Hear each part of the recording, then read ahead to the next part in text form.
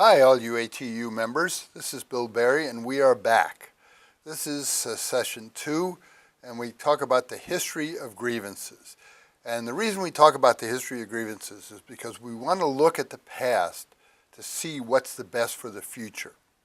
Because many of the members in the old days had great ways of dealing with the unions and problems and with their bosses. And we need to look at what they've done, how it's changed over the last 40 or 50 years, and maybe how we can rethink and relearn everything that we do. We talked in the last session about the organizing model of unionism. And way back in the early days, pretty much before the Second World War, the union success depended on total membership involvement. They didn't have money for staff. They didn't have money for offices. When you look at the early international union of the ATU, which started in 1892, they had rented office spaces, a few officers, but none of the resources that unions have today. And so the only way that they were successful in dealing with the bosses individually and politically was through total membership involvement. The passion of the members and their vision of making life better for themselves and their children. And if you ever take a labor history course, it's really inspiring. If you go back to the early days of the United States, right after the American War of Independence, it was a crime to do what we're doing. That is, for workers to gain collective power was considered a criminal conspiracy. And men in the shoemakers union in Baltimore and in Philadelphia and in New York City were taken to court and convicted and fined and put in jail for it. Much later, as workers began to organize, the bosses had a very simple solution. They call out the police, they call out private armies, they call out the federal troops, they call out private thugs, and they kill them. And so we have finally brought a civilization into labor relations after the Second World War. But in the early days, the families, the communities all stood with workers when they had a problem. And we need to look at that and understand what it was. Over time, particularly after the Second World War, unions became more established.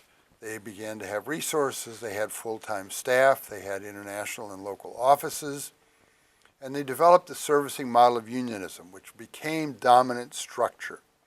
And it worked. As I said in the first session, unions made us the wealthiest workers in the world. People had their own homes, sometimes two homes, our own cars, our kids went to school, went to college. Things were good. We had retirement plans, we had health insurance. But since the mid-1990s, that has really changed. And you can look at when it started to change after the Second World War. Was it the firing of the PATCO strikers by Ronald Reagan in 1981? Or is it other campaigns like the one that Scott Walker runs, or we've seen in other states where they've gone to an open shop? But people then, in the mid-1990s, looked at unionism and said, we're not headed in the right direction. We need to rethink what we do. And so the organizing model was revived as at least a discussion topic. So we looked then at what the organizing model did. The grievances as unionism developed in the United States were everything. And often people lived in company towns. The first strike, as far as we know, was on the Egyptian pyramids back in 300 or so BC, where the workers building it were denied their corn rations and stopped work. And that was one of the most important things that workers did. They looked at pressure points. Where can we pressure the boss to make him do what we want him to do? And often that was work stoppages or slowdowns or activities that now are considered to be illegal.